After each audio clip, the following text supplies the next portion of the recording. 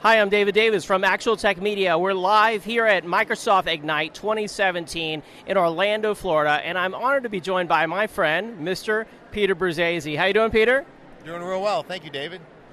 Yeah, so thanks for being on, Peter. You know, we're live here from the Mimecast booth. We're on the show floor. It's the opening day of Ignite, and you know we have a lot of things to talk about. But first, I want to get your industry insight. So tell me, what do you think about the keynote? Let's talk about Microsoft for just a second. So I really enjoyed the keynote. Oftentimes I find keynotes to be somewhat boring and in my world somewhat redundant because I'm already up to date on where the technology is, and so I don't typically learn new things from the keynote. I didn't expect to learn anything new from this one. But what I really appreciated was that it wasn't necessarily about teaching me something new so much as helping me to grasp and understand Microsoft's vision for the future, which is something they try to do every year, and oftentimes it's somewhat the same. This felt a little different. It felt like, hey, we're going to really embrace this entire Internet of Things and mix it together. They're calling it Intelligent Edge. Mix it together with their cloud offerings and come up with ideas for Microsoft 365 with LinkedIn and all these other pieces. So I actually was, thoroughly entertained and informed as a result of the keynote. Yeah, I felt the same way. I felt like all the puzzle pieces are kind of starting to fit together. You can see, like, why was it they bought LinkedIn? Well, it integrates with Office 365 and gives you all this business, intelligence. So I appreciate your take on the keynote and the event here. First thing I wanted to ask you about is clip training. I know you're the owner and founder and author of many of the courses on cliptraining.com. So why don't you tell us a little bit about clip training, what it is, and what's new? So clip training was something that I thought of over a decade ago as an idea for end-user training, because it seems like there's a lot of training for IT professionals, a lot of training for developers and so forth, graphics artists, but this was something that was specific to the end-user space. And I wanted it to be something that end users really enjoyed using, as opposed to a lot of learning portals where they're so convoluted and difficult to work with that end users get somewhat disappointed early and then walk away. And it really was just that. For the last 10 years, myself and my partner, Tim Duggan, we co-founded it together, and he really put a lot of effort into the business end of it. He's growing out the business side. And we came up with the idea about a year ago that, hey, you know what, it's time for a refresh. And so we've been, over the last year, in the process of redesigning clip training to really take it to the next level. It really is, it's an amazing thing. We're about to launch it in the next week or so. And it's a complete change, not necessarily in our concept of wanting the end user to feel comfortable, but it really does bring it up to date in terms of the styles and the ideas that we currently see in things like Office 365. It mimics very closely the types of solutions, the online solutions that people are used to using today, both on their desktops as well as on their tablets. So I'm just really thrilled with what Clip Training has come up with. I think folks are going to really like it when it finally launches in a week. Awesome. I look forward to seeing it and trying it out myself. So you've got cliptraining.com. You've also got a line of books that you founded as well, and you wrote the first book called Conversational Geek. Why don't you tell us a little bit about Conversational Geek? Well, so it was a funny idea, actually. I was watching a few years back Dancing with the Stars, and out comes Steve Wozniak. And I said to my wife, it's Steve Wozniak. And she says, who? I'm like, are you kidding? It's Woz, the Wizard of Woz, Apple I, Apple II. I'm like, she has no idea. And I'm thinking, how is this possible? And she says, well, I have an iPad. I said, right, well, he didn't make those. And she's like, oh, I like my iPad. It's like, okay, he's Steve Wozniak. The guy's just a genius, a guru. Anyway, a few months goes by, and we're watching Dancing on Big Bang Theory, and out comes Steve Wozniak again. She says, hey, there's that guy. And I'm like, Steve Wozniak. She says, the guy from Dancing with the Stars. I was like, no.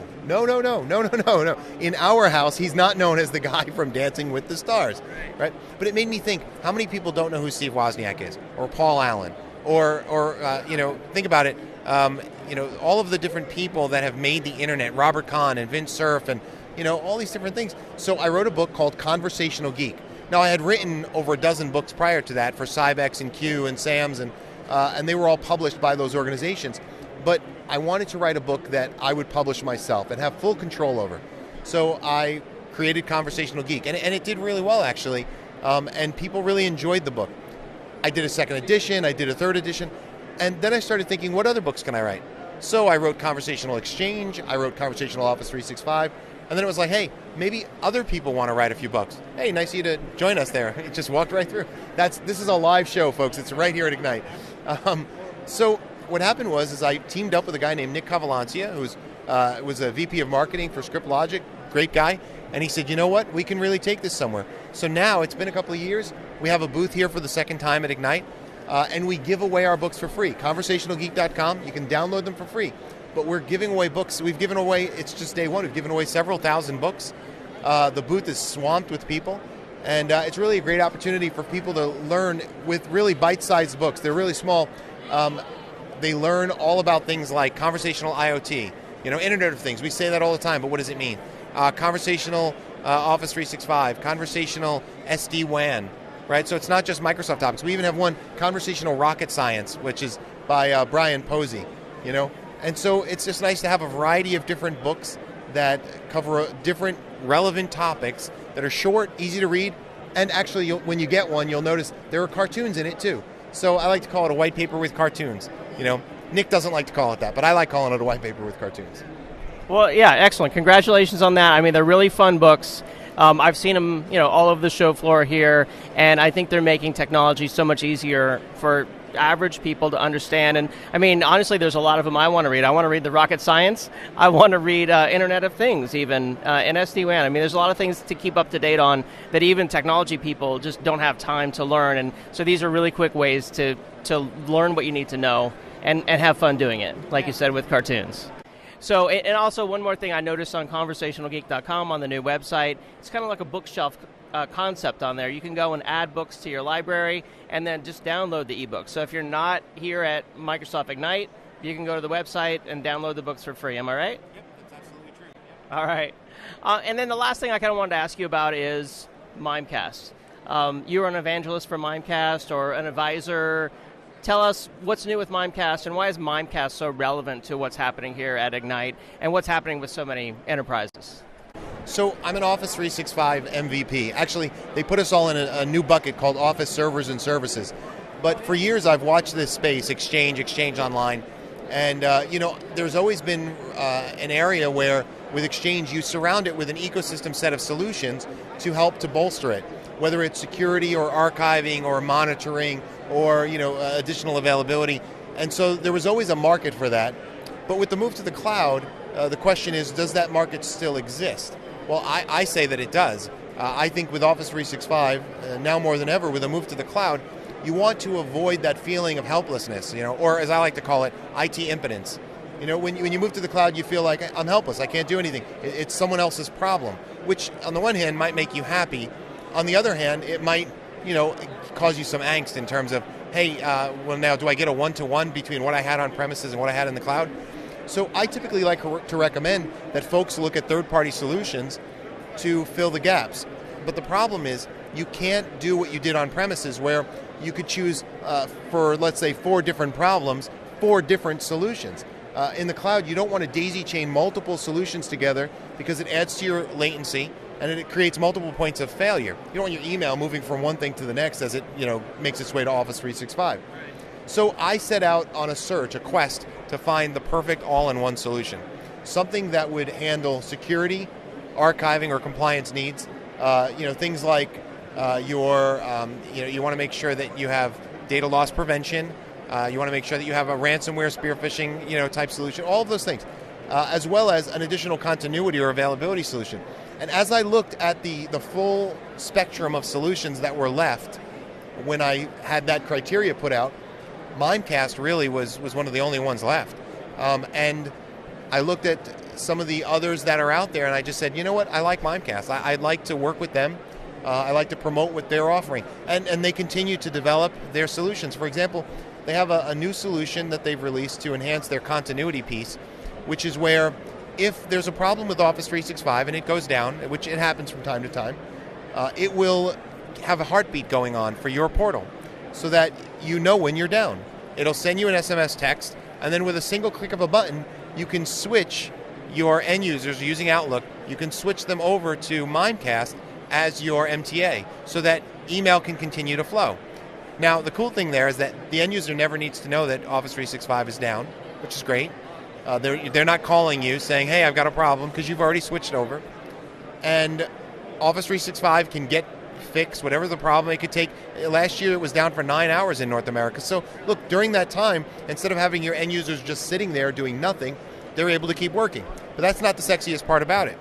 What I really love is that if you're using Mimecast for your security and your compliance or archiving solution, well, being that now you've switched tracks now, that doesn't change. So your people are still sending and receiving email, but their security service hasn't been diminished. Their compliance hasn't dropped. You basically continue as before, but with a change in track. Well, now once things get fixed, it switches back over, and now any duplicates are discarded. It gets caught up to speed, no duplicates, and ultimately your end users are none the wiser. So I just think that's awesome. And I think that combined with the security and the compliance and everything else, they do large file send. I'm thrilled with what Mimecast has to offer in a world of Office 365. I think, the two are better together, and if you bolt one on to the other, you really have an enhanced Office 365 solution. So that's why I'm here at Ignite trying to explain that to folks, because I really do believe that is a necessary piece to the puzzle of moving to the cloud and avoiding IT impotence. Excellent. I mean, I think that's a lot of companies don't think about all the third-party tools they need or considerations when moving to the public cloud. They just think, well, I've offloaded everything to the cloud. It's secure, it's available, it's high performance. I'm sure Office 365 takes care of all of that stuff. But it's not true, So a lot of companies get caught off guard when something happens, things go down. A lot of unexpected things can happen in the cloud. So thanks for educating us about the latest from Mimecast. Sounds like a great suite of tools for anyone considering moving to Office 365. Thanks for educating us about Conversational Geek and all that you're doing there. And then finally about Clip Training, your end user video training offering. And it's great to see you, Pete.